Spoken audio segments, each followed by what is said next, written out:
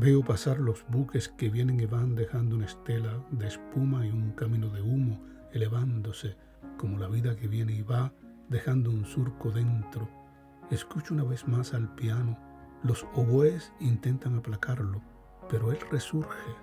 El viento arrastra voces y el olor de los cafés, de los restaurantes, el olor y el pulso de las ciudades cercanas como si fueran distantes y de las distantes como si fueran cercanas, de los hombres de hoy, de los hombres de ayer que recuerdan lo que es uno donde quiera que estemos.